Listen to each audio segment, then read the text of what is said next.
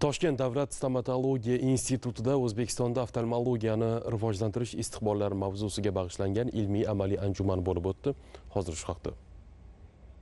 Albatta, tibbiyotning ilmiy istiqboli o'zaro hamkorlikni, tajriba almashishni, yangiliklar bilan o'rtoqlashishni talab etadi. An'anaviy tarzda o'tkazib kelinayotgan mazkur anjumanning maqsadi ham aynan shu: ko'rish asosi kasalliklarni tashxislash va davolashning zamonaviy usullari va ilmiy izlanishlar natijasini tibbiy amaliyotga joriy etishni faollashtirishdan iborat.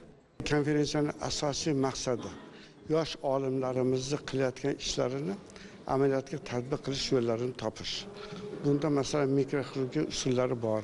Kataraktani, glaukomani, to'r pardani ko'chishini, operatsiyalarning yangi usullarini ishlab chiqildi. Yoki bo'lmasa lazer jarrohligi bo'yicha ko'zda qilinadigan muolajalar bor.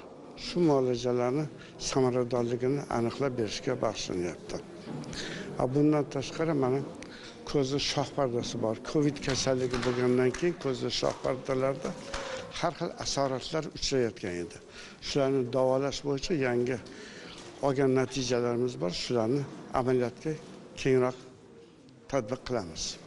Ilmiy amaliy anjumanda oftalmologiyada keng tarqalgan ko'z kasalliklari diagnostikasi va davolash usullari bilan bir qatorda xorijiy tajribaga asoslangan yangi tadqiqotlar xususida ham fikr almashildi.